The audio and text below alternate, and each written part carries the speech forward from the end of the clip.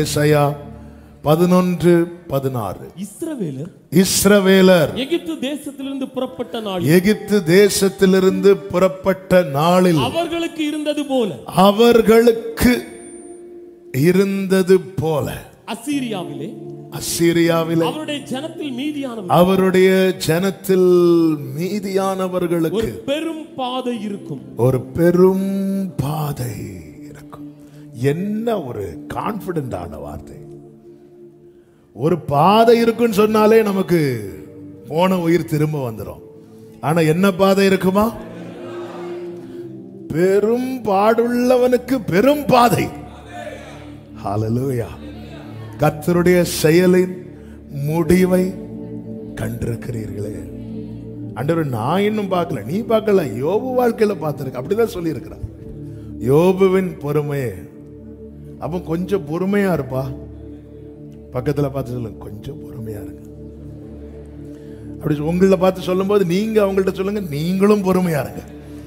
ஹல்லேலூயா, ஹல்லேலூயா, ஆமென். கொஞ்சம் பொறுமையா இருங்க. ஆமென். நம்ம பொறுமையா தான் இருப்போங்க. சிலர் வண்டி பிடிச்சு வந்து நம்மளை கிளறி கிளறி பேச வைப்பாங்க. யோபு அப்படிதான் பேச வச்சாங்க. மனைவி பேச வைக்க பார்த்தா அவர் பேசல. நண்பர்கள் வந்தாங்க, 4 Facebook ஃப்ரெண்ட்ஸ் வந்தாங்க, வந்து உட்கார்ந்து இருந்தாங்க. ஆனாலும் யோபு, ஆண்டவர் சும்மா ஒருத்தனை தண்டிப்பாரான்னு தொடங்கினாங்க பாருங்க. அவ்வளவுதான் யோபுவுக்கு. அவளும் பேசிட்டு கடைசியில் ஆண்டவர் பேசுறார். நான் நினைக்கிறேன் இந்த 4 நண்பர்கள் வராம இருந்திருந்தா சீக்கிரம் எல்லாம் முடிஞ்சிருக்கும். ஏன்னா இவனுங்க நிறுத்தினாதானே அவர் பேச முடியும். சில நேரத்தில் நம்மளை தனிமைப்படுத்துறது நன்மைக்கு, சில நேரத்தில் யாரையும் பேச விடாம பண்றது நன்மைக்கு. நான் இந்த வார்த்தையெல்லாம் சும்மா எடுத்து சொல்லல, பைபிள்ல இருந்து சொல்றேன். ஓசியா 2 வீட்டில் போய் படிங்க. சிலரெல்லாம் கர்த்தர் ஒதுக்கி முள்ளுகளாலும் மதிலாலும் வழி அடைச்சு, இவ போன் பண்ணா அவங்க எடுக்க மாட்டேங்கிறாங்க. அப்படி ஒரு நிலைமைக்குள்ள கொண்டு வந்துட்டு அவர் சொல்றார், நான் நயன் காட்டி வனாந்திரத்தில் கொண்டு வந்து. ஏங்க, நம்ம கான்டாக்ட்ல 100 நம்பர் இருக்கு, 99 பேரை எவ்வளவு கூப்பிட்டாலும் எடுக்க மாட்டாங்க. இந்த நம்பரை கூப்பிட்டா கண்டிப்பா எடுப்பாங்க அப்படின்னு நமக்கு நல்லா தெரியும். வேற யாருமே எடுக்கலைன்னா, வேற வழி இல்லைன்னாலும் நம்ம என்ன செய்வோம்னா அந்த ஆளுக்கு போன் பண்ணுவோம். இன்னும் நம்ம கால் அட்டன் பண்றதுக்கு அவர் மனசு வச்சிருக்கிறார். பாத்தீங்களா? இந்த அன்பு தான் புரிய மாட்டேங்குது. அவருக்கு தெரியாதா நம்ம எங்கெல்லாம் யாரெல்லாம் ட்ரை பண்ணிட்டு கடைசியில் அவரை கூப்பிடுறோன்னு? யார்கிட்டெல்லாம் கேட்டுட்டு கடைசியில் அவர்கிட்ட தெரியாதா? எப்படிங்க இருக்கும்? சில சொல்லுவாங்க, பாஸ்டர் ஒரு மீட்டிங் உங்களை கூப்பிடுறோம். என்ன, நாங்க 4 பேரை கூப்பிட்டு பார்த்தோம், அவங்க வரல, அதனால நாங்க உங்களை கூப்பிடுறோம்னு என்கிட்ட சொன்னா நான் போவேனா? நமக்கு இடிக்கல.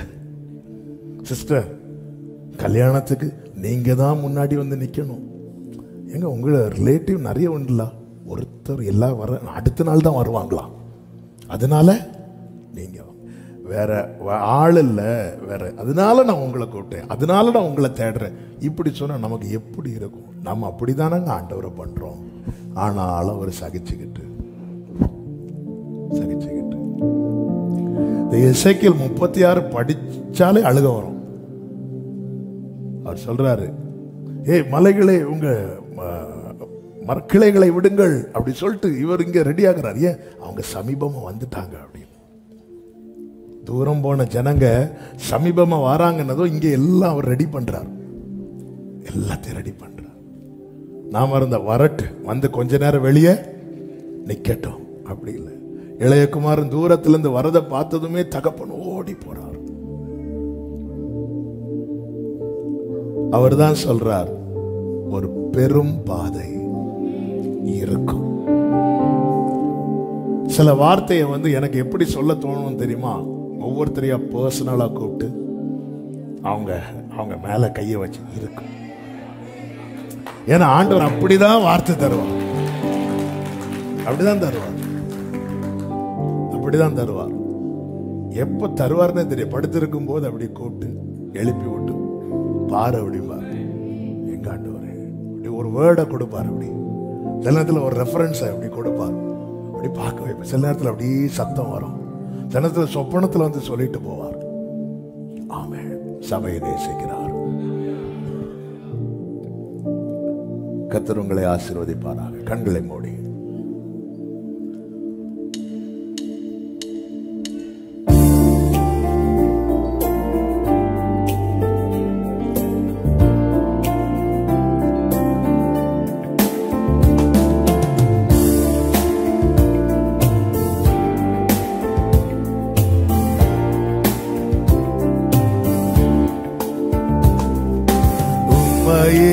நம்பியுள்ளோமே ஏசையா, உம்மையே நம்பியுள்ளோமே,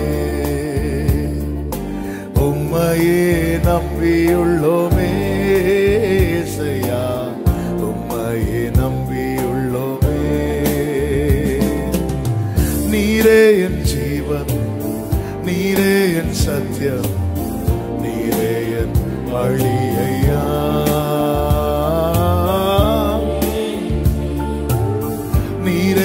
சத்தியம் நீரே என் வழி ஐயா. உம்மையே நம்பியுள்ளோமே ஏசையா, உம்மையே நம்பியுள்ளோமே, உம்மையே நம்பியுள்ளோமே ஏசையா, உம்மையே நம்பியுள்ளோமே.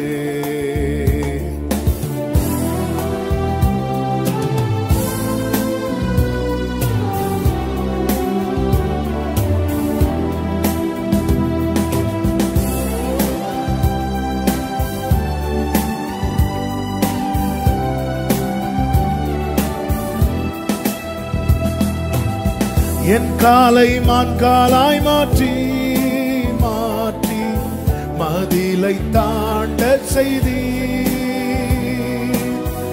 என்னை நீர் பலப்படுத்தி இடை கட்டி வழியை செவ்வையாக்கினீர்.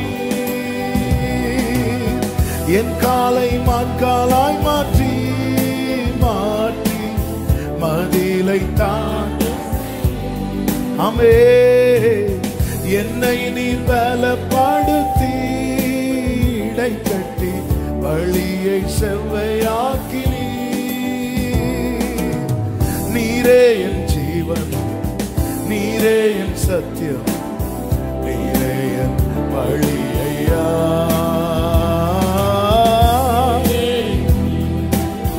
நீரே என் சத்தியம், நீரே என் வழி ஐயா. எல்லாரும் சொல்லுவோம்.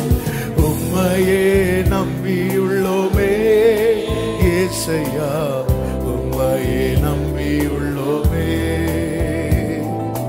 உம்மையே உம்மையே நம்பியுள்ளோமே. ஆபத்து நாட்களெல்லாம், ஆபத்து நாட்களெல்லாம் எனக்கு ஆதரவாயிருந்தீர். சத்துருக்கள் எனக்கு முன்பாய் முறிந்து விழுந்திட காண செய்தீர். ஆபத்து நாட்களெல்லாம் ஆதரவாயிருந்தீர். சத்துருக்கள் எனக்கு முன்பாய் முறிந்து, கைகளை உயர்த்தி, நீரே என் ஜீவன், நீரே என் சத்தியம், நீரே என் வழி ஐயா. நீரே என் ஜீவன், நீரே என் சத்தியம், நீரே என் வழி ஐயா. உம்மையே நம்பியுள்ளோமே ஏசையா, உம்மையே நம்பியுள்ளோமே, உம்மையே நம்பியுள்ளோமே ஏசையா உம்மையே தாழ்த்துகிறோம் ஆண்டவரே. தொடர்ந்து எங்க கூட பேசுங்கப்பா, மீட்பர் நாமத்தில் பிதாவே. ஒரு விஷயம் கூட வாசிக்க கேட்கலாம். ஏசாயா 11:16. இஸ்ரவேலர் எகிப்து தேசத்திலிருந்து புறப்பட்ட நாளில் அவர்களுக்கு இருந்தது போல அசீரியாவிலே அவருடைய ஜனத்தில் மீதியானவர்களுக்கு ஒரு பெரும் பாதை இருக்கும். ஒரு பெரும் பாதை இருக்கும். மீதியானவர்கள்னா யாரு? மீதியானியர்களா? மீதியானவங்கன்னா யாரு? தப்பி இருக்கிறாங்க தெரியுமா? எஸ்கேப்பா இருக்கிறாங்க தெரியுமா? அவங்க இன்னும் இருந்துட்டு இருக்கிறாங்க, இன்னும் வாழ்ந்துட்டு இருக்கிறாங்க. அவர்களுக்கு ஒரு பெரும் பாதை இருக்கும். இந்த இடத்துல இப்படிப்பட்டவங்களுக்கு அப்படிப்பட்டவங்களுக்கு அப்படி சொல்லியிருந்தா நமக்கு கொஞ்சம் டவுட்டா இருக்கும்.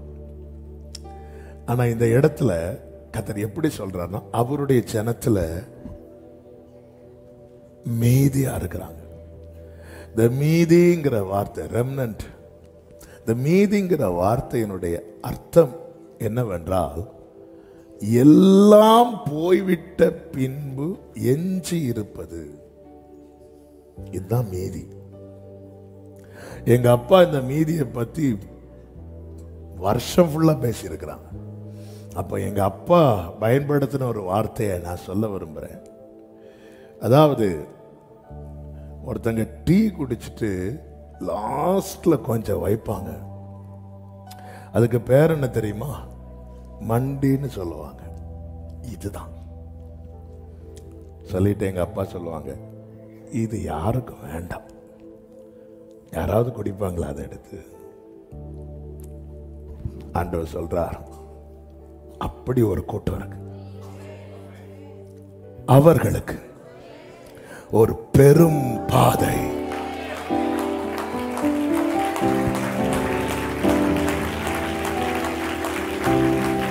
ஹalleluya. ஒரு பெரும் பாதை. எல்லாம் போச்சு, எல்லாமே போய் போய் போய் போய் போய் போய் போய் போய். யோபுவின் ஆரம்பம் வந்து எல்லாம் இருந்துச்சு, யோபுவின் எண்டம் எல்லாம் இருக்கு. ஆனா யோபுவினுடைய பாதையின் நடுவுல ஒவ்வொருத்தரா வந்து சொல்றாங்க. கல்தையர் வந்தாங்க, சபேர் வந்தாங்க. ஒவ்வொருத்தரும் வந்து சொல்லுகிற செய்தி வந்து துர்ச்செய்தி. ஒவ்வொருத்தரும் வந்து சொல்லுகிற செய்தி துர்ச்செய்தி. டெய்லி அவன் எப்படிங்க இருக்கும்? காலையில எழும்பி காலையில ஒருத்தன் வந்து பெல் அடிக்கிறான், போன் பண்ணி, அது போச்சு. நெக்ஸ்ட் டே இது போச்சு. அவன் கேட்ட செய்தி அவ்வளவு துர்ச்செய்தி. அவன் பார்த்த காரியங்கள் அனைத்துமே வேதனையானவைகள். எல்லாம் போச்சு. இப்போ என்ன இருக்குன்னு கேட்டா யோபு சொல்றார், உம்முடைய பராமரிப்பு என் ஆவியை காப்பாற்றுது. என் ஆவிய, அதாவது எனக்கு உயிர் மட்டும் இருக்கு.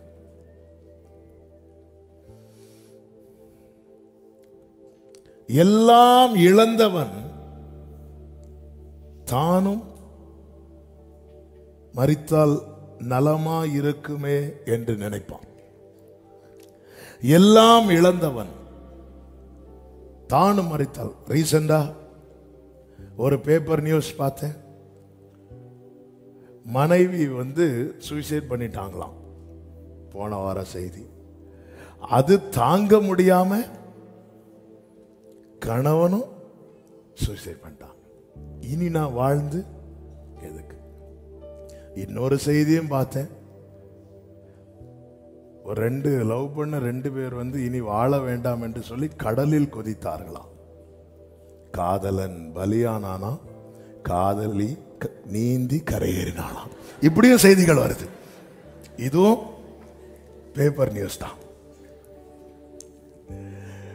எல்லாம் ஒருத்தன் இழந்து தன்னுடைய இருதயம் பறிக்கப்பட்டது முடிஞ்சு நினைக்கும் போது யாருமே விரும்ப மாட்டாங்க. ஒரு மனுஷன் எப்பொழுது என்ன வாழ்க்கைன்னு நினைக்கிறானோ அந்த இடத்துல அவன் அவன் வாழ்க்கையில எல்லாத்தையும் இழந்தது போல ஃபீல் பண்றான்னு அர்த்தம். எல்லாமே இழந்த ஒருவன் தான்.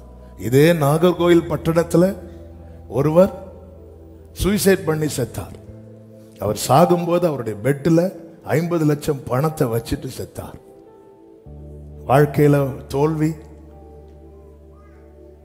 வாழ பிடிக்கல, எதிர்பார்த்தது போல வாழ்க்கை இல்லை, அவ்வளவுதான். என்ன வாழ்க்கை? பணம் இருக்குது, ஆனா வாழ்க்கை இழந்த ஒரு அனுபவம் வந்த போது அவர் இந்த பணத்தை சிம்பாலிக்கா வச்சுட்டு செத்தார். என்ன, இந்த பணம் எனக்கு வாழ்க்கையை கொடுக்கல. ஒரு தேவ பிள்ளை என்ன நினைக்கணும் தெரியுமா? அவர் ஜீவனை தந்து தயை பாராட்டி யாருக்கும் வேண்டாத என்ன இன்னும் மீதியா வச்சிருக்கிறார். நான்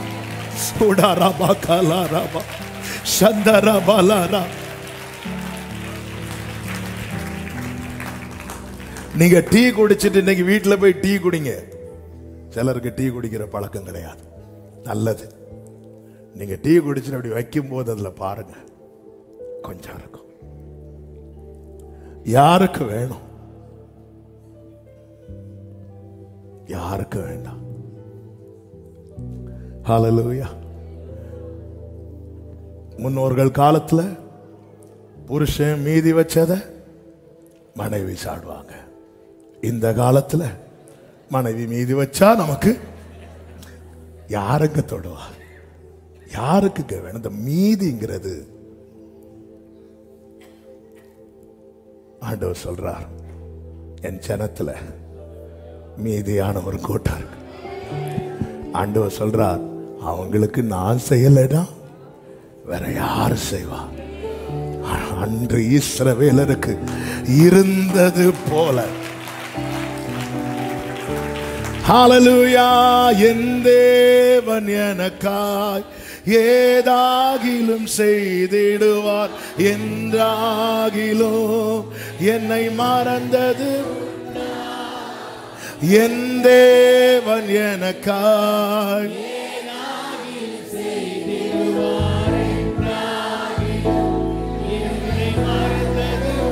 ஆமென். கிரகிக்க முடியா காரியம் செய்வீர் சர்வ ஞானியே. ஆமென். கிரகி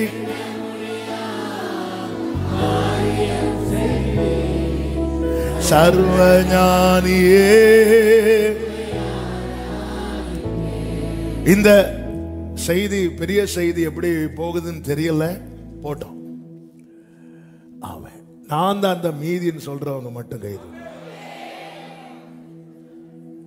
அப்போ நீங்க கேளுங்க அடுத்த வார்த்தை. நான் இல்லைன்றவங்க தூங்கிக்கோங்க. நான் தான் அந்த மீதி. ஆமென். ஹல்லேலூயா. அந்த மீதினாலே கொஞ்சம். இந்த நம்மை தேவன் கொஞ்சமாய் வைத்திருந்தாலும் நமக்காய் தேவன் செய்ய போகிறது என்பது பெருசு. மீதியானவர்களுக்கு ஒரு பெரும் பாதை உண்டாயிருக்கும். ஏசாயா 64:5 ஒரு வார்த்தை இருக்கிறது, தேவரீர் கடும் கோபம் கொண்டீர். அடுத்த வார்த்தை, இன்னமும் தப்பி இருக்கிறோம். இது சாட்சிங்க. இதெல்லாம் சிலர் கேட்பாங்க, நீங்க ஏன் டிசம்பர்ல சாட்சி சொல்ல? நான் என்னத்தை சொல்றதுக்கு? இங்க பாருங்க, இது சாட்சி. யோபு சாட்சி சொல்றார், எனக்கு ஜீவனை தந்தது மல்லாமல் தயவும் பாராட்டினீர், உம்முடைய பராமரிப்பு என் ஆவியை காப்பாற்றினது. எஸ்ரா 9:8 சொல்லப்பட்டிருக்கிறது. எஸ்ரா புஸ்தகம் 9வது அதிகாரம் 8வது வசனத்துல, எங்களுக்கு கொஞ்சம் உயிர் கொடுக்கவும் அவராலே கொஞ்ச நேரமாவது கிருபை கிடைத்தது. இது சாட்சி. எல்லாரும் சாட்சின்னு என்ன நினைக்கிறாங்க தெரியுமா? என் சைக்கிள் மாறி பைக்கு கிடைச்சது, பைக்கு மாறி காரு கிடைச்சது. ஆமென். ஜீவனை விட எதுங்க பெருசு?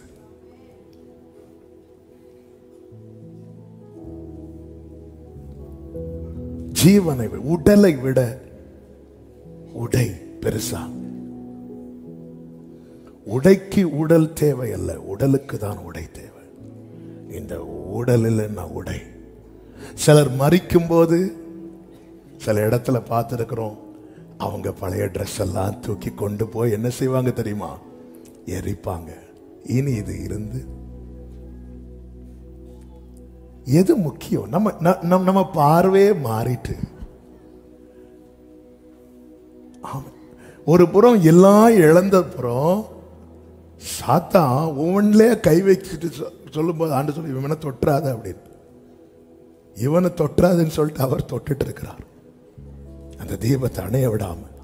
அதுதான் சொல்றாரு உங்களுடைய பராமரிப்பு. ஒரு தீபம் அணையும் போது அதை அணையாம இருக்க நம்ம என்ன செய்வோம் தெரியுமா? 2 கையை வச்சு எவ்வளவு எப்படியெல்லாம் நமக்கு தெரியும். எங்க காத்து வருதோ நான் இங்கே தான் கை வைப்பேன், காத்து இப்படிதான் அடிக்கணும் கிடையாது. நம்ம கையை கொண்டு போவோம். ஃபுல்லா பராமரிச்சுட்டே இருக்கிறார். உங்க சாட்சி என்ன? நான் இன்னும் உயிரோடு இருக்கிறேன், நான் இன்னும் தப்பி இருக்கிறேன். காலை எழுந்தவுடன் புது கிருபை வாழ்நாள் முழுவதோ. ஆமென். காலை எழுந்தவுடன்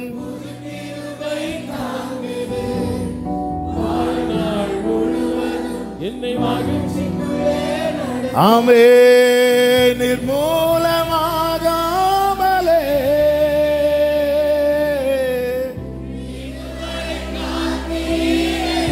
கிருபை கிருபை கிருபை கிருபை கிருபை. ஆமென்.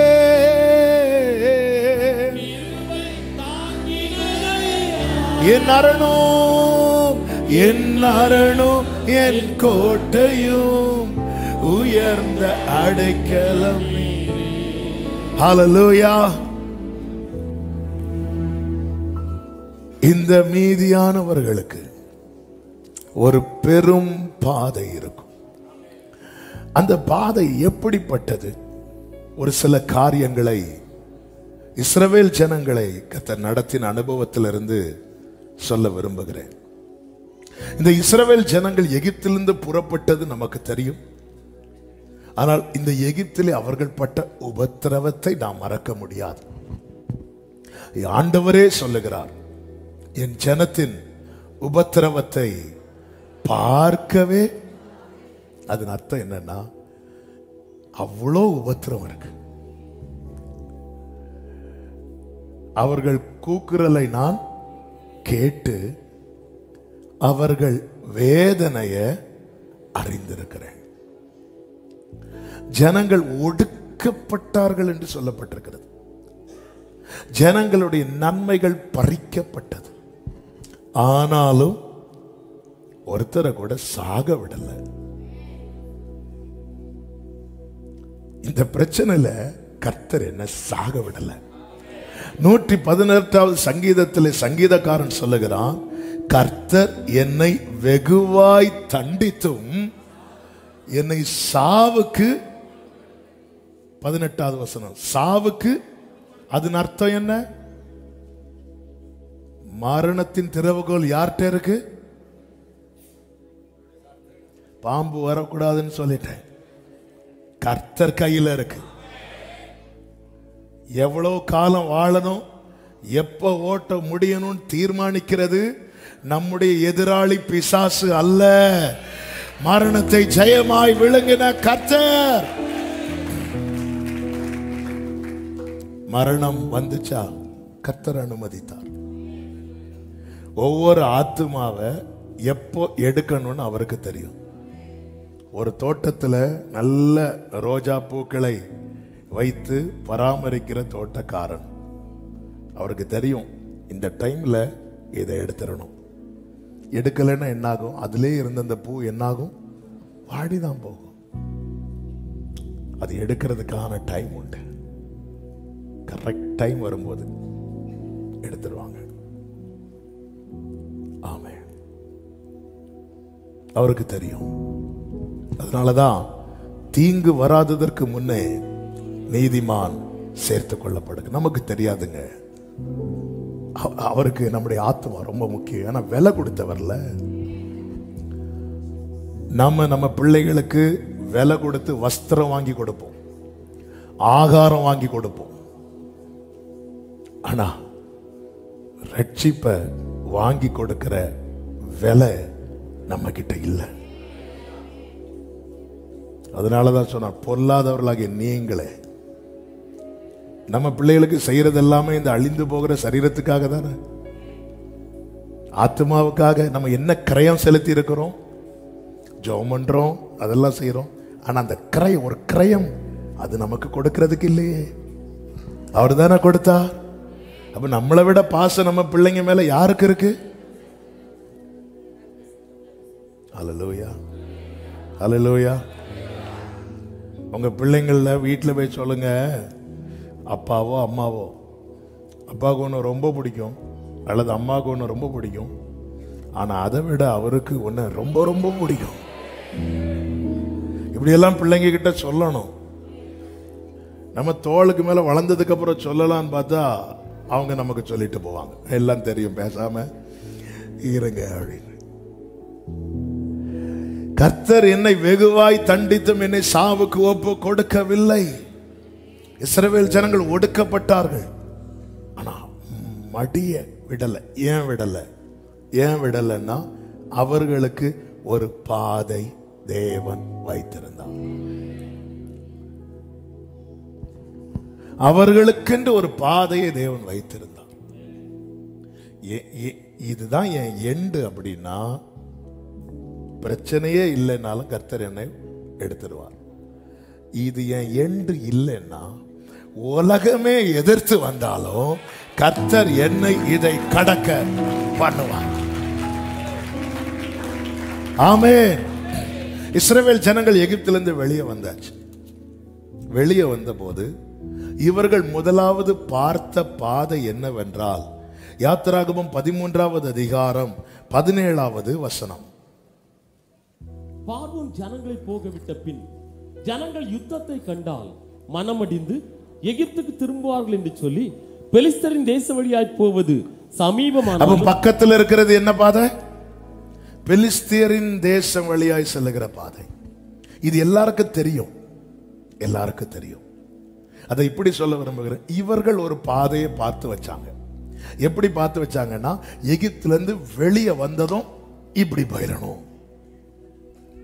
ஆனா கர்த்தர் என்ன செய்கிறார் என்றால், இவர்கள் பார்த்து வைத்ததை விட்டு இவர்களை திருப்புறார்.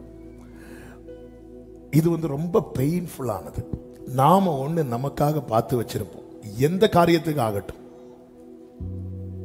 நம்முடைய ஃபியூச்சருக்கு ஆகட்டும், பிசினஸுக்கு ஆகட்டும், நம்ம வீடு கட்டுறதுக்கு ஆகட்டும், நாம ஒண்ணு பார்த்து வச்சுட்டு, நாம ஒண்ணு செட் பண்ணி வச்சுட்டு ஓகேன்னு சொல்லிட்டு ஸ்டெப் எடுத்து வைக்கும் போது நாம பார்த்து வச்சது நம்மளை விட்டு தள்ளி போகுது, அல்லது நம்மை தேவன் அதை விட்டு தள்ளி கொண்டு போறார்னா நம்முடைய இருதயம் எல்லாம் வலிக்கும்.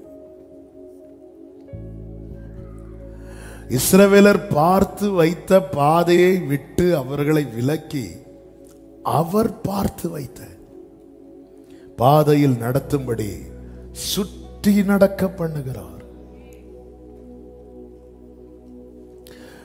ஆகார் வயிற்றுல பிள்ளை இருக்கும் போதே ஆகார் என்ன பண்ணிட்டா அப்படின்னா, சாராளை விட்டு ஓடி ஒரு நீரூட்டை பார்த்து வைக்கிறாள். ஆதியாகமம் 16:6-7 வசனங்களிலே 7வது வசனத்திலே சொல்லப்பட்டிருக்கிறது, கர்த்தருடைய தூதனானவர் அவளை சூருக்கு போகிற வழி அருகே இருக்கிற நீர் அப்போ பார்த்து வச்சுட்டா. ஏன்னா வந்தாச்சு, நம்ம இனி இங்க என்ன பண்ணிடலாம், செட்டில் ஆயிரலாம்னு சொல்லிட்டு பார்த்து வச்சுட்டா. கர்த்தர் தூதரை அனுப்பி சொல்றாரு, கிளம்பு, வீட்டுக்கு போ, ஏன்? அவளுக்கென்று வேறொரு நீரூற்றை கர்த்தர் உண்டு பண்ணி வைத்ததுனால. நாம் பார்த்து வைத்ததை விட்டு தேவன் நம்மை விலக்குகிறார் என்றால் நல்ல புரிந்து கொள்ள வேண்டும். தேவன் வேறொன்றை நமக்காக உண்டு பண்ணி வைத்திருக்கிறார். சில காரியங்களுக்காக நம்ம ரொம்ப முயற்சிப்போம், கைகூடி வருவது போல இருக்கும், கையை விட்டு போகும். அந்த இடத்துல தான் நமக்கு ரொம்ப கஷ்டம். நான் எவ்வளோ ட்ரை பண்ணேன், எவ்வளவோ முயற்சித்தேன், அது என் கையை விட்டு போயிட்டேன். தேவ பிள்ளைங்க இதை குறித்து கவலைப்படக்கூடாது. தேவன் நம்மை மீதியாய் வைத்திருப்பது உண்மை என்றால் நமக்கென்று ஒரு பெரும் பாதையை கர்த்தர் வைத்திருக்கிறார். இதுதான் ஏசாயா 26 சொல்லப்பட்டிருக்கிறது. ஏசாயா 26 அதிகாரம். கர்த்தருக்கு மகிமை உண்டாவதாக. ஏசாயா 26 அதிகாரத்திலே 18வது வசனத்திலே இப்படி சொல்லப்பட்டிருக்கிறது. நாங்கள் கர்ப்பமாயிருந்து வேதனைப்பட்டு காற்றை பெற்றவர்களை போல் இருக்கிறோம். எப்படி இருக்குங்க இந்த வார்த்தை? கர்ப்பமா இருந்து வேதனைப்பட்டு குழந்தைய பெற்றெடுக்கலாம் சொல்லிட்டு அவ்வளோ பிரயாசம் பண்ணி குழந்தை வரும்னு பார்த்தா இல்ல. அப்ப அந்த வேதனை, அப்ப அத்தனை காலம் சுமந்தது எல்லாமே பிரயோஜனம் இல்லாமல் போயிரும் அல்லவா? இது எவ்வளவு வேதனையான காரியம், இது எவ்வளவு துக்கமான காரியம். அப்ப இவ்வளவு பிரயாசப்பட்டது, நான் கர்ப்பமா இருந்து வேதனை பெற்று, சரி இந்த வேதனை எல்லாம் இதுக்கு வந்ததும் குழந்தை வந்ததும் வேதனை மறந்துடும் அப்படின்னு பார்த்தா காற்றை பெற்றோமா? காற்றுன்னு என்ன? உஷ்ணு போயிடும், அவ்வளவுதான். அப்ப இவ்வளவு பட்ட பிரயாசம், இவ்வளவு வேதனையும் ஒரு நொடியில பறந்து போயிட்டு இல்லாம ஆயிட்டு. அவ்வளவு பிரயாசம் வேதனை இல்லாம ஆயிட்டு. ஆமென். இதற்கு தான் ஆண்டவர் 27வது அதிகாரத்திலே எழுதி வைக்கிறார். அக்காலத்திலே கர்த்தர் லிவியாத்தான் என்னும் நீண்ட பாம்பை அவர் என்ன செய்கிறார்? தமது பட்டயத்தாலே தண்டிப்பார். அடுத்த வார்த்தை, சமுத்திரத்தில் இருக்கிற வலு சர்ப்பத்தை கொன்று போடுவார். நம்முடைய பாதைக்கு தடையாய் யார் இருப்பா தெரியுமா? வலு சர்ப்பம்.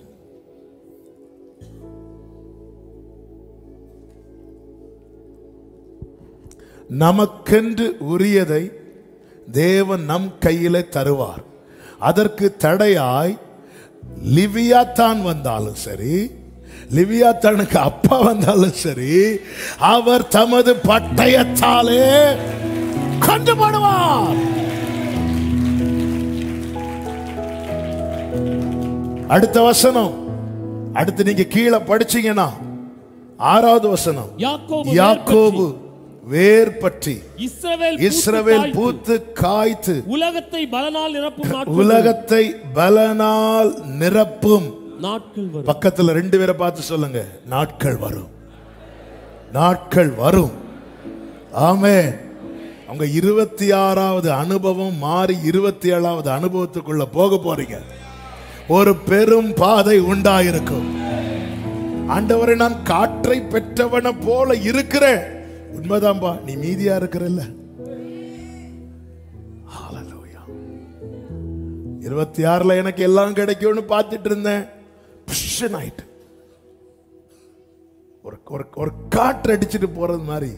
அப்ப இத்தனை மாசம் நான் பட்ட பிரயாசம், இத்தனை வருஷம் நான் பட்ட பிரயாசம் எப்படிங்க இருக்கும்? நல்லா ஃபுல்லா படிச்சு, ஒரு வருஷம் ஃபுல்லா படிச்சுட்டு எதிர்பார்ப்போடு இருக்கிற பிள்ளைக்கு மார்க் குறையும் போது எப்படி இருக்கும்? ஒரு தேவ பிள்ளை அந்த இடத்துல நம்பிக்கையை இழக்க கூடாது. அந்த இடத்துல தேவ பிள்ளை எப்படி பார்க்கணும்னா, நான் இன்னும் இருக்கிறேன். இது பைபிள்ல தேவ பிள்ளைங்க சாட்சியா சொல்றாங்க, நாங்க இன்னும் உயிரோடு இருக்கிறோம், நாங்கள் இன்னும் தப்பி இருக்கிறோம். பாருங்கள், யோபு கிட்ட ஒருத்தன் ஒரு துர்ச்செய்தியை சொல்லும் போது என்ன சொல்லுவான் தெரியுமா? நான் மட்டும் தப்பி, நான் மட்டும் தப்பி. ஏன் அவனை மட்டும் தப்ப விட்டார்?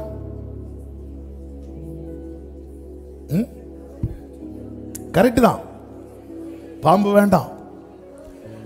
யோபு கிட்ட வந்து அப்போ ஒருத்தனை தப்ப விடுறார்னா அவங்கிட்ட ஒரு செய்தி இருக்கு.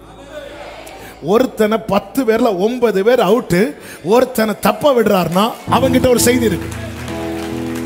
உன்னை கர்த்தர் தப்ப விட்டார்னா உன்கிட்ட ஒரு செய்தி இருக்கு, உன்கிட்ட ஒரு செய்தி இருக்கு. ஆமென் சொல்லுங்க. என்கிட்ட ஒரு செய்தி இருக்கு, அது நற்செய்தி. யோபு கிட்ட வந்து சொன்னது துர்ச்செய்தி, நம்மை தேவன் வைத்திருப்பது நற்செய்தி சொல்வதற்காக. அப்போ ஒரு பர்பஸ் இருக்கு, இவன் லைஃப்ல ஒரு பர்பஸ் இருக்கு.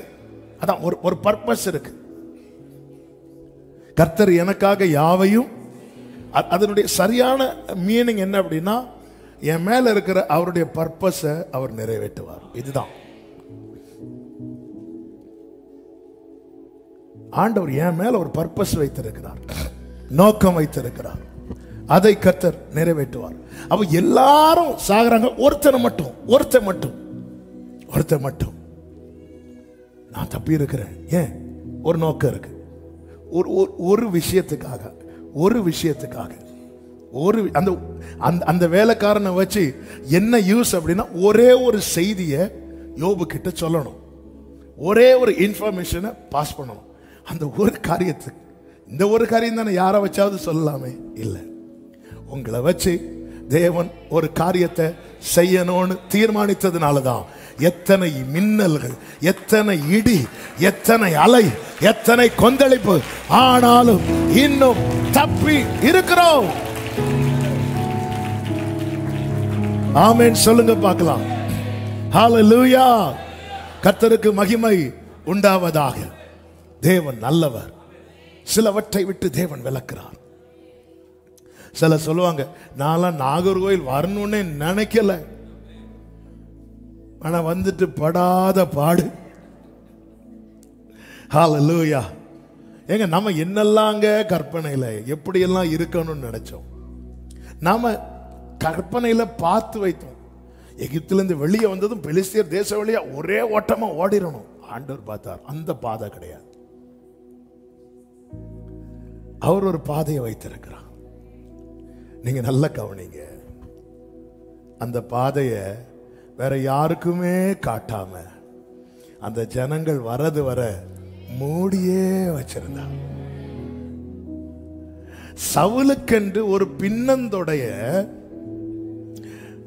சாமுவேல் கடாவெல்லாம் அடிச்சுட்டு சொல்றாரு, எல்லாரும் சாப்பிட ரெடி ஆயிட்டாங்க, அந்த லெக் பீஸை மாத்தி வை.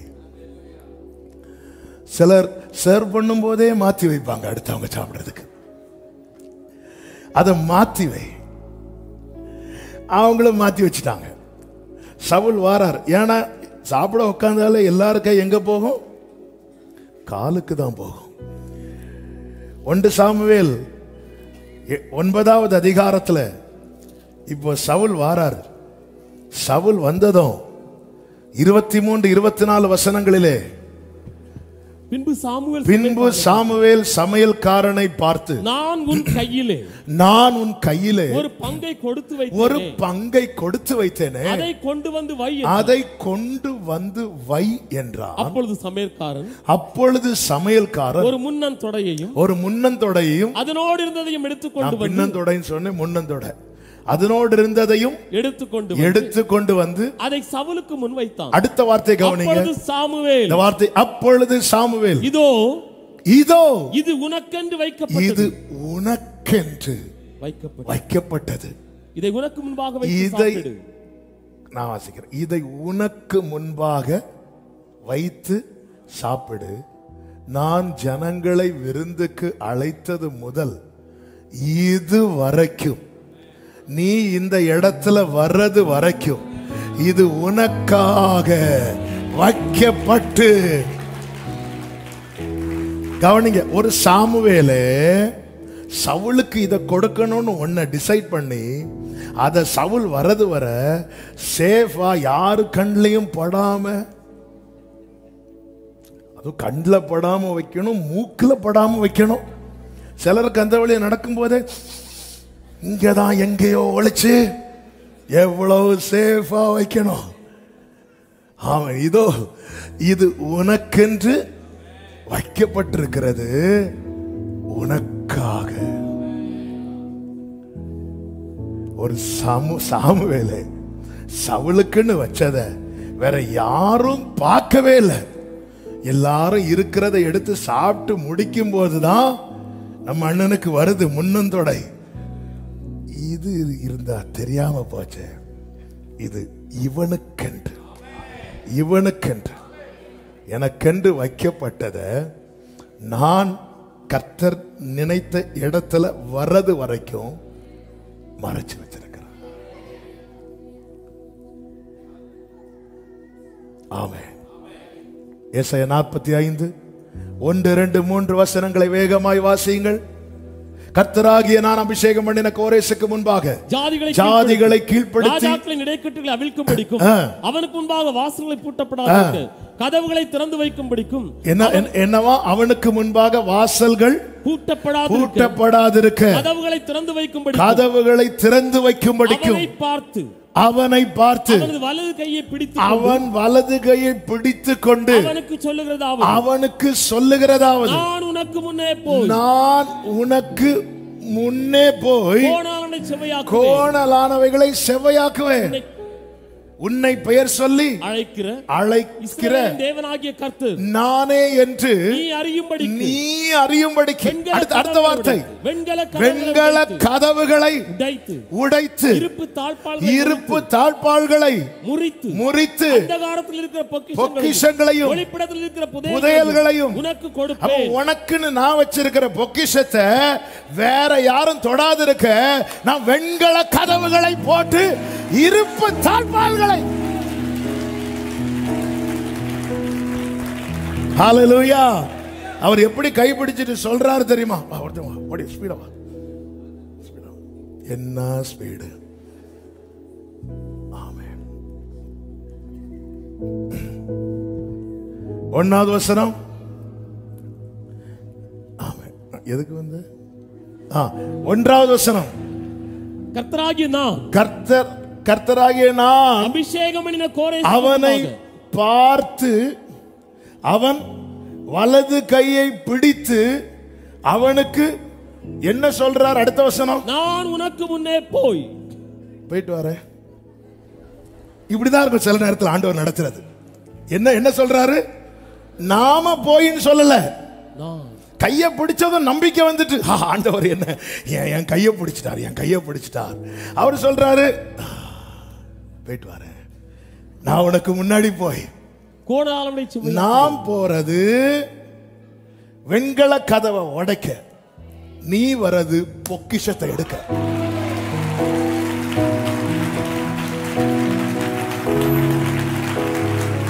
என் சமூகம் உனக்கு முன்பாக செல்லும், நான் உனக்கு இளைப்பாறுதலை. நான் போறது யுத்தம் பண்ண, நீ வரது சுகித்திருக்க. நான் போகிறது வெண்கல கதவை உடைக்க, நீ வரது பொக்கிஷத்தை. தாரி தாரி தாரி தாரி. சமாகார அபிஷேகம் பெற்றவங்க அந்நிய பாஷையில கர்த்தர் உங்கள் முன்னே போவா, கர்த்தர் உங்கள் முன்னே புறப்பட்டிருப்பா. ரீகா மாகாரா பாபா.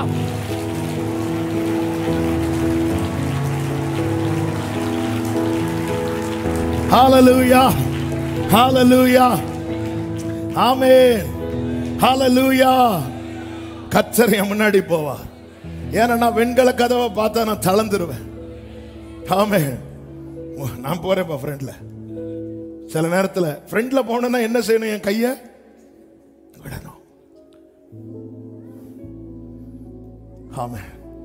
உன்னை பெயர் சொல்லு அழைக்கிற உன் தேவனாகிய கர்த்தர் நானே என்று நீ அறிய, நான் கர்த்தர் என்று நீ அறிய உனக்கு நான் பொக்கிஷத்தை கொடுக்கிறேன். ஹalleluya ஹalleluya. தேவன் என்னை அபிஷேகித்திருக்கிறார், தேவன் என்னை பெயர் சொல்லி அழைத்திருக்கிறார், தேவன் என் கையை பிடித்திருக்கிறார், தேவன் எனக்கு துணை நிற்கிறார். ஆண்டவர் சொல்றார், நான் என் தாசனாக யாக்கோபின் நிமித்தமும் நான் தெரிந்து கொண்ட இஸ்ரவேல் நிமித்தமும் நான் உன்னை பெயர் சொல்லி அழைத்து, அடுத்த வார்த்தை, நீ என்னை அறியாதிருந்தும் உனக்கு நாமம் தரித்தேன். கோரேசை பத்தி சொல்லும் போதெல்லாம் கோரேஸ் சாப்டர்லயே கிடையாது. இப்படிதாங்க நம்மளை பத்தி எல்லாம் எழுதி வச்சுட்டு நம்மளை நடத்துறாரு. ஹல்லேலூயா. இவர் வெண்கல கதவு இருப்பு தாழ்பாள்கள், அதை நான் உடைச்சிறேன். நீ வரும்போது பொக்கிஷம் ரெடியா இருக்கும். இரத்தத்தாலே மீட்டு வெளியே கொண்டு வந்து நாம பார்த்து வச்ச வாழ்க்கையை விட்டு தேவன் நம்ம இன்னொரு திசைக்கு கொண்டு போகிறார் என்றால் அங்கே நமக்கான பொக்கிஷம் இருக்கிறது, அங்கே நமக்கான புதையல் இருக்கிறது. நம்புறவங்க மாத்திரம் தேவனுக்கு மகிமை. பாடுங்க. நீர் தந்த இந்த வாழ்விற்காய் உம்மை என்னாலும் ஸ்தோத்தரிப்பேன். ஏன் இந்த அன்பு, ஏன் இந்த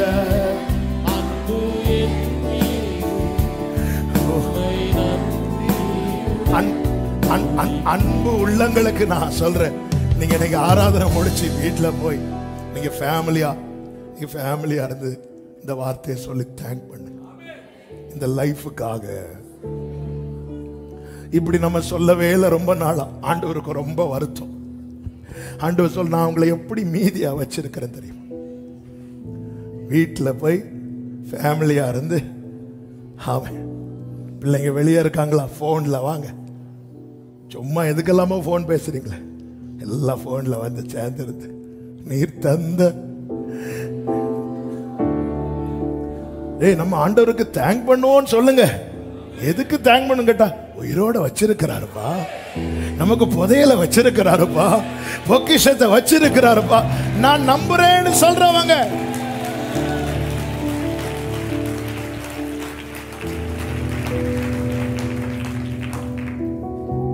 ஆமென். 5 பாயிண்ட் எடுத்துட்டு வந்தேன்.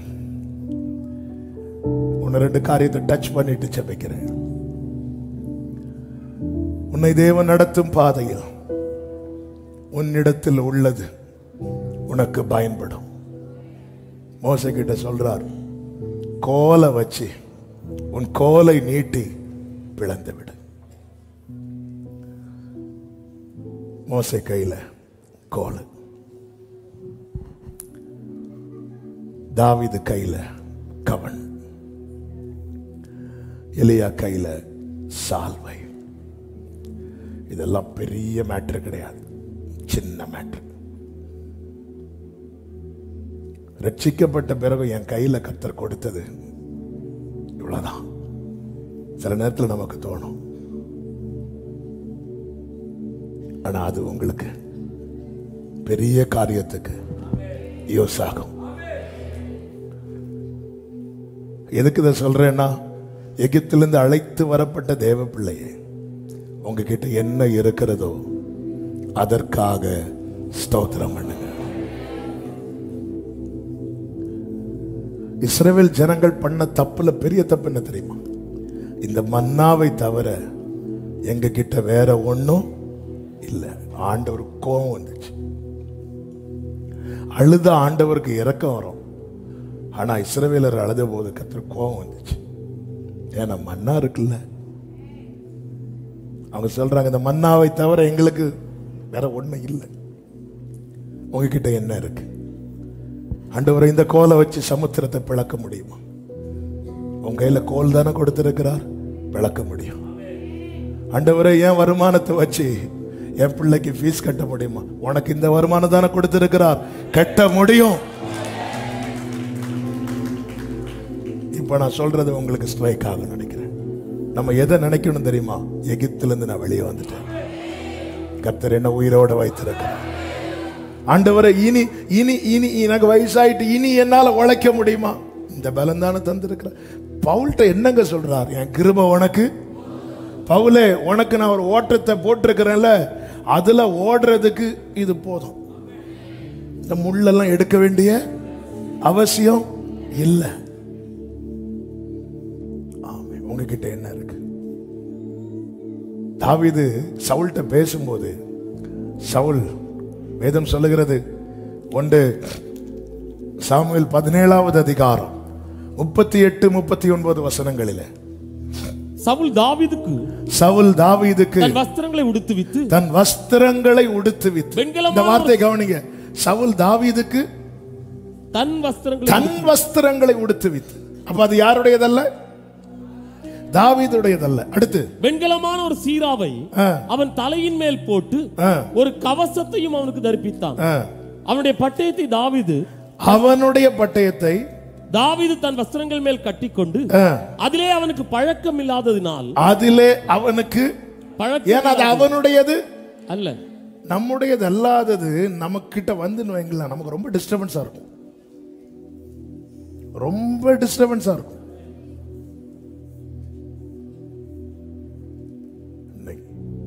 அநேகத்தின் மேல ஆசை வைத்து அநேக காரியங்களை நம்ம வாங்கிடுறோம். ஆனா நிம்மதியை தொலைக்கிறோம். அது நம்முடையதா, நமக்குரியதா, நமக்கு வேண்டியதா? இவர் பார்க்கிறாரு, இத போட்டுட்டு சொல்றாரு, நான் இவைகளை போட்டு கொண்டு போக கூடாது. ஏன்? இது என்னுடையதல்ல. அடுத்த வார்த்தை, இந்த அப்பியாசம் எனக்கு இல்லை என்று சொல்லி, இந்த பழக்கமே எனக்கு கிடையாது. எனக்குன்னு கர்த்தர் என்ன கொடுத்திருக்கிறார் அதோ. அடுத்த வசனத்துல சொல்லப்பட்டிருக்கிறது, தன் தடியை கையில் பிடித்துக் கொண்டு. என்ன வார்த்தை! முந்தின வசனத்தில் என்ன? சவுலனுடைய வஸ்திரம், சவுலுடைய பட்டயம் இல்ல. சவுலுடைய வஸ்திரம் எங்க? சவுலுடைய பட்டயம் எங்க? சவுலுடைய கேடை எங்க? இங்க பார்த்தா ஒரு தடியை வச்சிருக்கிறார். எப்படிங்க இருக்கும்? நம்ம கிட்ட ஒருத்தங்க பிரச்சனை பண்ண வந்து நிக்கும் போது ஒரு கம்பு எடுத்து அவங்களை அடிக்க போனா எப்படி இருக்கும்? அவன் கத்தியோட நிக்கான், நம்ம எப்படி போறோம்? கம்போட. தன் தடியை கையில் பிடித்துக் கொண்டு, அதே வசனத்தில் சொல்லப்பட்டிருக்கிறது, தன் கவனை தன் கையிலே பிடித்துக் கொண்டு அந்த பெலிஸ்தன் அண்டையில் போனான். பெலிஸ்தன் என்ன செய்தான் தெரியுமா? அசட்டை பண்ணினான். நம்மிடத்தில் உள்ளவைகள் மற்றவங்க அசட்டை பண்றது மாதிரி தான் இருக்கும். ஆனால் அவைகளை வைத்துதான் கர்த்தர் பெரிய காரியங்களை நமக்கு செய்விப்பார். ஹல்லேலூயா, ஹல்லேலூயா. ஆண்டவர் உங்கள்ட்ட என்ன தந்திருக்கிறார்? ஆண்டவர் அவங்க எல்லாம் அப்படி வேலை பார்க்கறாங்க. உங்க கிட்ட உள்ளது யூஸ் ஆகும், பயன்படும்.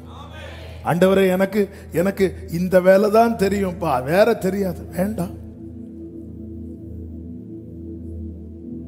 ஆண்டவர் உங்களை எப்படி வச்சிருக்கிறார்? உங்க வாழ்க்கையில திரும்பி பாருங்க, என்ன நடக்கல? ஆமென். 2024 ஏப்ரல் 14 வரை நடத்துறார்ல, நடத்துவார். என்ன கொடுத்திருக்கிறார்? ஆமென். நல்லா புரிஞ்சுக்கோங்க. நம்மளை பிடிச்சுதானங்க ரட்சித்தார். ஐயோ ஆண்டவரே, அவங்க எல்லாம் கம்பர். அந்த அப்பியாசம் எனக்கு எல்லாரும் சொல்லுங்க, இந்த அப்பியாசம் எனக்கு இல்ல. எந்த அப்பியாசம்? சவுலுக்கு ட்ரெஸ்ஸை போட்டு பார்க்குது, சவுலுக்கு பட்டை எடுத்து இங்கே சொருவிரும் தெரியாம வச்சா அவ்வளவுதான். ஆண்டவரே, கோலியாத் நம்மளை குத்துவோம். சவுலுக்கு பட்டை பழக்கமே கிடையாது. தாவீது ஒருவேளை போட்டுட்டு போய் கோலியாத்துக்கு முன்னாடி நின்று இங்கே பாருடா, ஆண்டவரே அண்ணே எலியாவை எடுத்து தூக்கிட்டு போங்க, அவ்வளவுதான். கோலியாத்துல வீழ்த்த தேவையில்லை. அதெல்லாம் நமக்கு தேவை. நமக்கு அப்பியாசம் இல்லாதத நாம வருத்தி வச்சுட்டு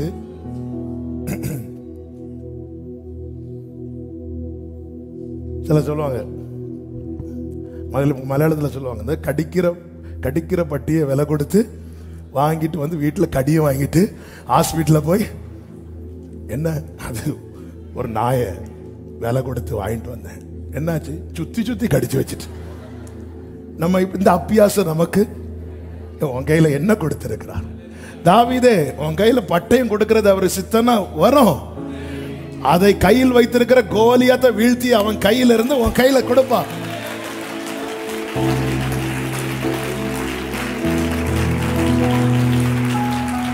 இந்த போதும் என்கிற மனதுடனே கூடிய தேவ பக்தியே எனக்கு இதுதான்பா கொடுத்திருக்கிறார்.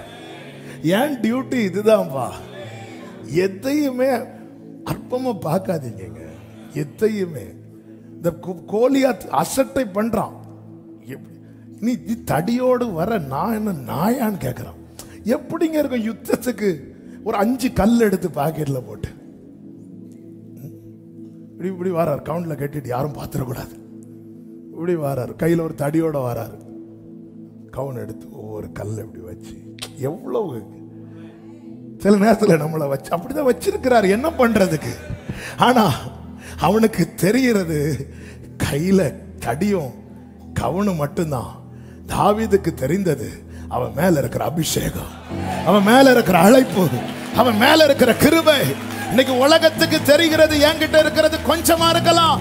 ஆனா ஒரு அழைக்கப்பட்ட தேவ பிள்ளைக்கு தெரியணும் என் மேல அபிஷேகம் இருக்கிறது, அழைப்பு இருக்கிறது. ஆமென். ஹல்லேலூயா, ஹல்லேலூயா. ஆமென் சொல்லுங்க. ஆமென். உங்ககிட்ட இருக்கிறது யூஸ் ஆகும். இந்த ப்ரொஃபஷன் உங்களுக்கு யூஸ் ஆகும்.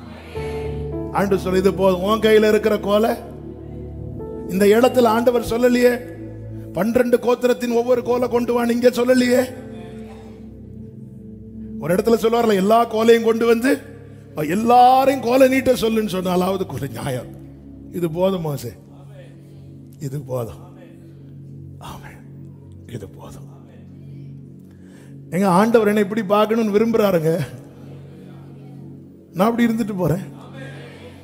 கோலியாத்து அசட்டை பண்றானா? நான் கோலியாத்து பார்க்க வந்தவன் அல்ல, கர்த்தர் பார்க்க வந்தவன்.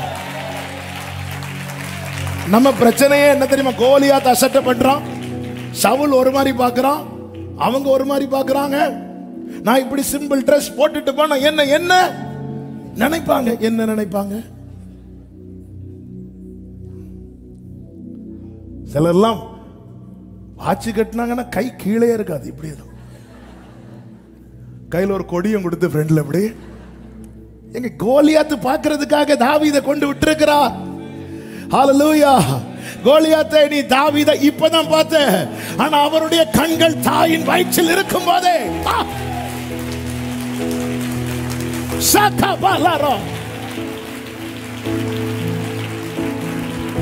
இன்னைக்கு பரியாசம் பண்றவங்க நிந்திக்கிறவங்க இப்ப நேத்து இன்னைக்கு உங்களை பார்த்திருக்காங்க.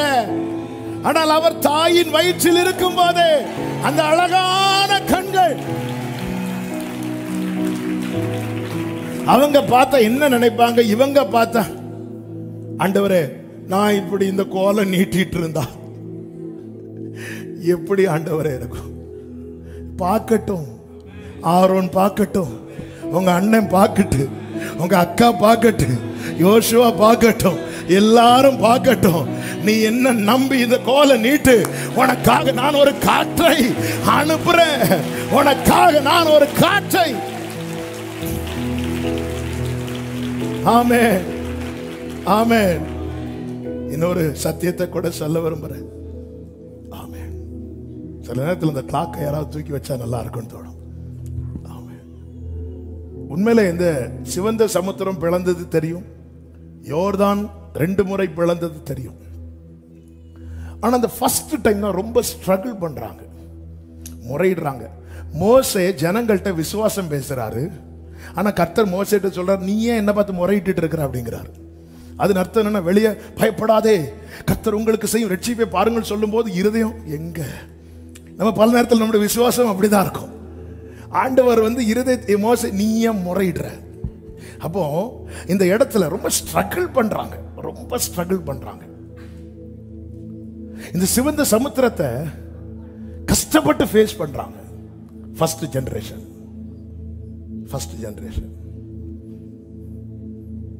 யோசுவா தலைமுறை வருது, அங்க யாரும் முறையிடல. உடன்படிக்கை பெட்டியை தோல்ல வச்சுட்டு காலை தூக்கி அதில் வச்சாங்க. நாட்கள் தாண்டி அடுத்த தலைமுறை வருது. எலியா நேர வரார், துண்டை தூக்கி போட்டு குளிச்சுட்டு வந்தார்ல, ஒரு அடி. எதுக்கு இது சொல்றேன் தெரியுமா? நீங்க எதை ரொம்ப கஷ்டப்பட்டு ஃபேஸ் பண்றீங்களோ உங்க பிள்ளைங்க ஈஸியா ஃபேஸ் பண்ணிட்டு போவாங்க. நீங்க எந்த ப்ராப்ளம் நீங்க ரொம்ப ஸ்ட்ரகிள் பண்ணி ஃபேஸ் பண்றீங்களோ உங்க அடுத்த ஜெனரேஷன் துண்டை தூக்கி அடிச்சு தூக்கி போட்டு போயிட்டே இருப்பாங்க. இந்த வார்த்தையை தேவன் தரும்போது ஆவியானவர் உணர்த்தின காரியம் இன்னைக்கு நீங்க ஸ்ட்ரகிள் பண்ணி ஃபேஸ் பண்றத இந்த யோசுவா பின்னாடி இருந்து பார்த்துட்டு இருக்கிறோம். மோசே எவ்வளவு கஷ்டப்படுறார். ஆமென், ஹல்லேலூயா, ஹல்லேலூயா. யோசுவா காலம் வந்த போது சும்மா அப்படி காலை வச்சது. ஆமென். கொஞ்சம் அதை விசுவாச கண்ணில் பாருங்க. இன்னைக்கு நீங்க எந்த காரியத்தை ஃபேஸ் பண்ண, எந்த காரியத்துக்காக நீங்க ரொம்ப ஸ்ட்ரகிள் பண்றீங்க, மந்த் எண்ட் ஆனாலே ஒரு நெருக்கம் வரும். ஒவ்வொரு இப்போ அடுத்து ஃபீஸ் கட்ட நெருக்கம் வரும். ஆண்டவரே நான் ரொம்ப ஆனா சந்திக்கப்படுது, ஆனா ரொம்ப ஸ்ட்ரகிள் பண்றோம். ஆண்டவரே என் பிள்ளைங்க இதை ஈஸியா ஹேண்டில் பண்ண போறாங்க, என் தலைமுறை இதை ஈஸியா சந்திக்க நம்புகிற பெற்றோர், நம்புகிற பெற்றோர் ஷாலாபாகாரா தலைமுறைக்கு சொல்லுங்க, உன் காலம் வரும்போது இதெல்லாம் ஈஸியா ஹேண்டில் பண்ணுவாங்க. எங்க ஆண்டவர் எப்படி அழகா எழுதி கொடுத்திருக்கிறார் பாருங்க. ஆமே. இன்னைக்கு இந்த ஃபர்ஸ்ட் ஜெனரேஷன் கிறிஸ்தவர்கள் உண்டு. விக்கிரகத்தின் நடுவில் இருந்து வேட்டு மார்க்கத்தில் இருந்து வந்தவங்க ரொம்ப ஸ்ட்ரகிள் பண்ணுவாங்க. அவங்களுக்கெல்லாம் வருகிற போராட்டம் கொஞ்சம் கிடையாது, பல விதமான போராட்டம். ஸ்பிரிச்சுவல் வார் இருக்கும், பயங்கரமான போராட்டம். ஆனா ஸ்ட்ரகிள் பண்ணி ஒவ்வொன்றையா கடந்து போகும்போது பின்னாடி ஒரு யோசுவா ஜெனரேஷன் ஃபாலோ பண்ணி வருது. காரா காரா ரேமா காலாரா ஈஸியா ஹேண்டில் பண்ணா. glory glory glory. கர்த்தரால் ரட்சிக்கப்பட்ட ஜனமே உனக்கு ஒப்பானவன். வேற கிறிஸ்தவர்களா இருப்பாங்க, ரட்சிப்புக்குள்ள வந்ததும் ஸ்ட்ரகிள் ஆரம்பிக்கும், அவ்வளவுதான். ஆமே. நீங்க ஃபர்ஸ்ட் ஃபைட் பண்ணி சிலர் வாழ்க்கை ஃபுல்லா ஃபைட் பண்ணி ஒவ்வொரு காரியத்துக்கும் ஃபைட் பண்ண வேண்டி இருக்கும். ஒவ்வொன்றுக்கும் வரும்போது ஆமே ஆண்டவரே அடுத்ததுமா ஒரு இடத்துல மோசே பதறிடுவான். மோசையை பதறிட்டா நம்ம எல்லாம் ஏமாத்துறோம். ஆனா அந்த இடத்துல ஆண்டவர் சொல்றார், நீ யோசுவாவை பார்த்து சொல்லு, என்ன சொல்லு, நான் உன் கூட இருப்பேன், நான் உன்னை மேன்மைப்படுத்துவேன், நான் உன்னை விட்டு விலகுவதும் இல்லை, கைவிடுவதும் இல்லை.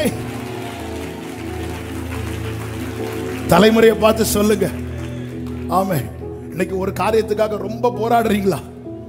ஆமே, நம்புங்க, என் பிள்ளை இந்த விஷயத்தை ஈஸியா ஹேண்டில் பண்ண போறான், ஈஸியா இதுல கடந்து போயிட்டே இருக்க போறான். ஆமேன்னு சொல்லுங்க பார்க்கலாம், ஆமேன்னு சொல்லுங்க பார்க்கலாம்.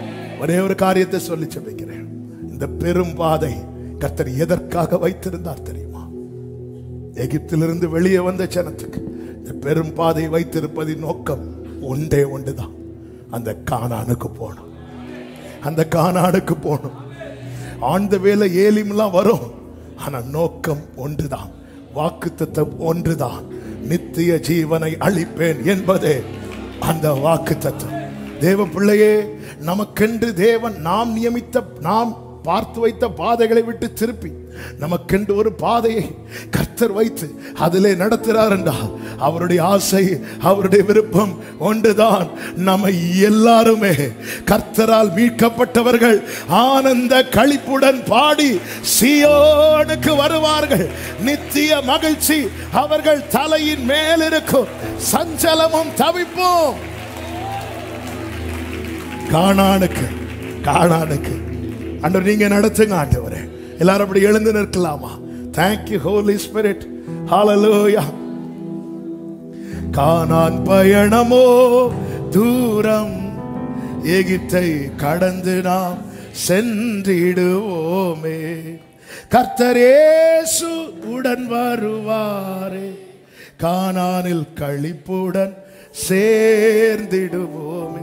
எல்லாரும் சேர்ந்து நம்பிக்கையோடு ஆமென் இந்த பாடலை பாடி கர்த்தரை மகிமைப்படுத்துவோமா? சேர்ந்து கரங்களை தட்டி ஹல்லேலூயா.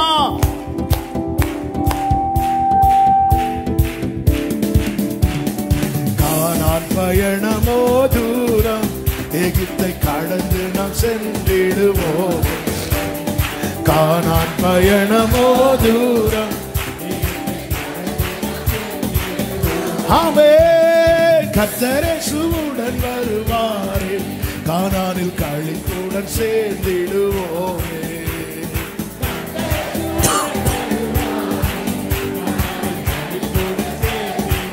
பார்வோனின் சேனை, பார்வோனின் சேனை பின்தொடர்ந்தாலும்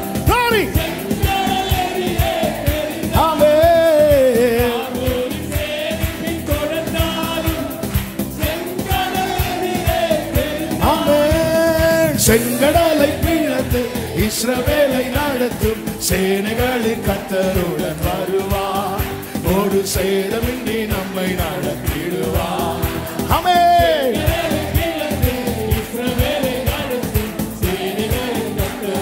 ஹல்லேலூயா. ஆமென் ஆமென். நல்ல கையை தட்டி ஆர்ப்பரிப்போடு மீட்கப்பட்டவர்களின் சத்தம் கேட்கட்டும். Glory.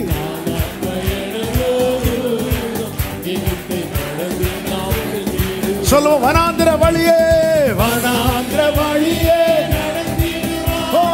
வாதைகள் காத்திடுவார்.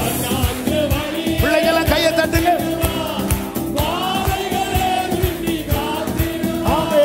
வானத்தின் மன்னாவால் போஷித்து காக்கும் வல்லரம் கர்த்தருடன் வருவார்.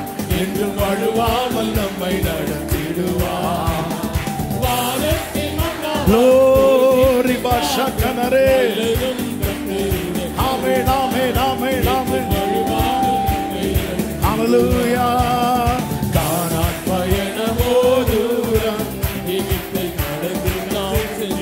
Hallelujah. கானான் பயணமோ தூரம். சொல்லுவோம், மாறாவின் தண்ணீரை, மாறாவின் தண்ணீரை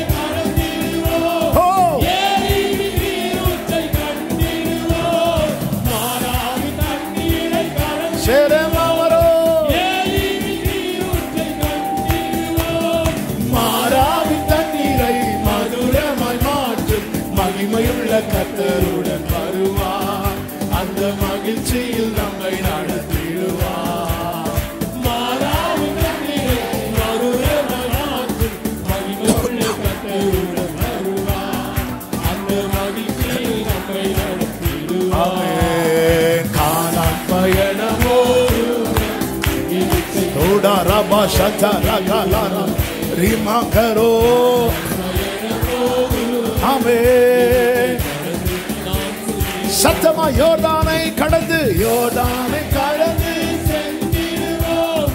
எரிகோவை தகர்த்து வென்றிடுவோம்.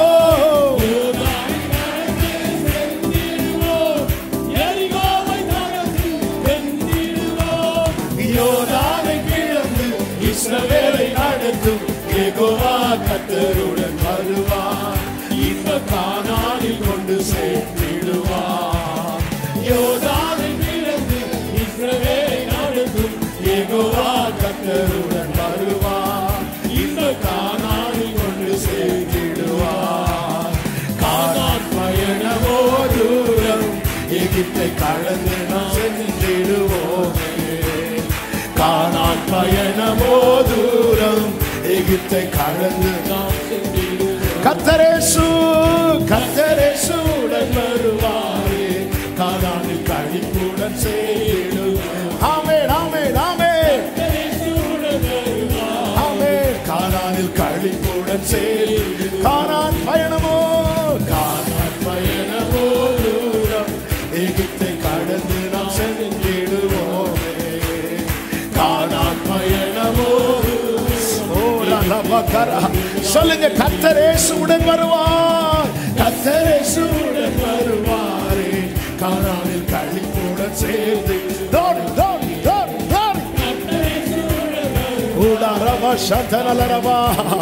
ஓ கர்த்தர் இயேசுவுடன் வருவார். கர்த்தர் இயேசுவுடன் வருவாரே. கானானில் களிப்புடன் சேர்ந்திடுவோமே. கர்த்தர் இயேசுவுடன் வருவாரே. கானான் பயணமோ தூரம். கானான்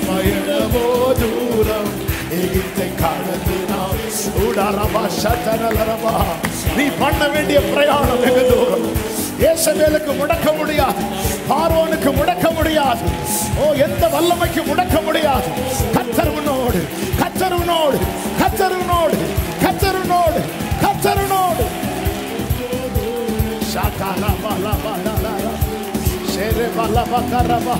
அபிஷேகம் பெற்றவங்க அந்நிய பாஷையில ஆர்ப்பரிப்போடு, மீட்கப்பட்ட ஜனமே, ரட்சிக்கப்பட்ட ஜனமே, உனக்கொப்பானவன் யார்? ஒரு பெரும் பாதை, ஒரு பெரும் பாதை உனக்கு உண்டு, உனக்கு உண்டு.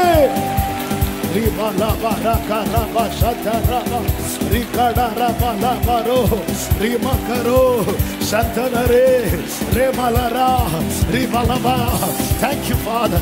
Thank you, Father. Thank you, Jesus. Thank you, Jesus. Amen. Amen. Hallelujah. Hallelujah. Hallelujah. Hallelujah. ரெண்டு கைகளை உயர்த்தி இன்னும் உயிரோடு வைத்திருக்கிறீரே, நன்றி ஆண்டவரே. இன்னும் உயிரோடு வைத்திருக்கிறேன். நான் உங்களை நம்புறேன். நீர் தந்த இந்த வாழ்விற்கா உம்மை ஏன் இந்த அன்பு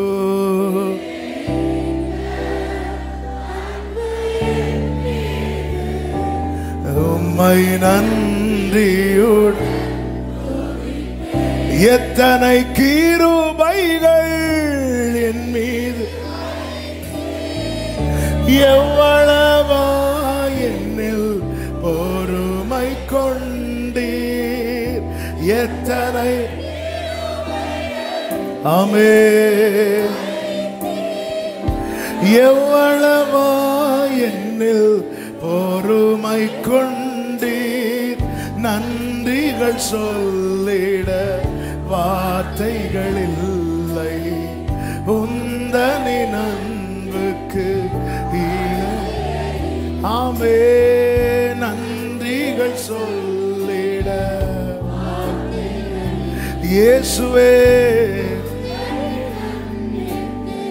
அப்படியே கைகளை உயர்த்தி தலைகளை தாழ்த்தி சிரம் தாழ்த்தி பணிந்திட ஓடி அப்பா அப்பா கிருபை எங்க மேல எவ்வளவு அன்பு வச்சிருக்கிறீங்க எவ்வளவா அன்பு வைத்திருக்கிறீர் ஆண்டவரே உங்க அன்பு மிகவும் பெரியது உங்க இரக்கம் பெரியது உங்க தயவும் பெரியதப்பா ஒரே சத்தமாய் நீர் தந்த இந்த வாழ்வுக்காக இந்த வாழ்வுக்காக உம்மை என்னாலும் ஸ்தோத்திரிப்பேன் ஏன் இந்த அன்பு என் மீது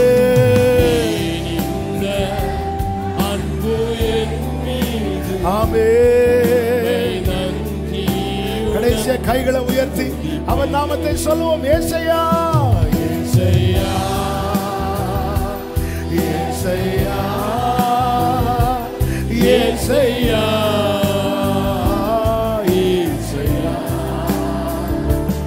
ஏசையா ஏசையா ஏசையா நல்ல தலைக்கு மேல கையை தட்டி தேவனுக்கு மகிமை எல்லா மகிமையும் எல்லா கணமும் துதி ஸ்தோத்திரங்களும் ஒருவருக்கே ஆமென் ஆமென் ஆமென் பரிசுத்த பிதாவே நல்ல தகப்பனே நன்றியோடு துதிக்கிறோம் ஸ்தோத்திரிக்கிறோம் கிருபையாய் உங்க சமூகத்தில் கொண்டு வந்து பாட துதிக்க ஆராதிக்க செபிக்க செய்த அன்புக்காய் நன்றி எங்களோடு பேசினீர் எங்களோடு பேசினீர் நன்றி அப்பா ஒரு பெரும் பாதை உண்டாயிருக்கும் நன்றி நீர் நடத்தும் ஆண்டவரே நீர் உம்முடைய ஆலோசனையின்படி எங்களை நடத்தி முடிவிலே மகிமையிலே சேர்த்து கொள்வே இந்த நம்பிக்கை எங்களுக்கு நீர் தந்திருக்கிறீர் இந்த நம்பிக்கை இல்லைன்னா நாங்க கெட்டு போயிருப்போம் எங்களை கெடாமல் பாதுகாக்க நீர் எங்களுக்கு பாராட்டுகிற உம்முடைய அன்புக்காக நன்றி எல்லார் மேலும் கிருபை இருக்கட்டும் ஆண்டவரே பாதை இன்னும் காணாதபடிக்கு மூடி இருக்கிற எல்லா தடைகள் விலகட்டும் அந்த கல்லை நமக்காக யார் புரட்டி போடுவான் என்று அந்த விடியற் காலத்தில் ஸ்திரீகள் வந்து பார்த்தபோது அந்த கல் புரட்டப்பட்டு அதன் மேல் தூதன் உட்கார்ந்திருப்பதை கண்டார்கள். உம்முடைய உயிர்த்தெழுதலின் வல்லமை இன்னைக்கும் அதை செய்கிறதப்பா. உடைய பிள்ளைங்க வாழ்க்கையில தடையா இருக்கிற எல்லா பெரிய கற்களும் புரட்டி போடப்படுவதாக, புரட்டி போடப்படுவதாக. ஆளுகை செய்யும், ஆசீர்வதியும், கண்மணி போல காத்துக்கொள்ளும். எல்லா மகிமை உமக்கு செலுத்துகிறோம். இந்த வாரம் தேசத்துல ஆண்டவரே எலெக்ஷன் ஆரம்பிக்கிறதப்பா. தகப்பன் அதிசயம் செய்ய உமக்கு சித்தமானவனை நீர் உயர்த்துகிறேன், உமக்கு சித்தமானவனை நீர் தாழ்த்துகிறேன்.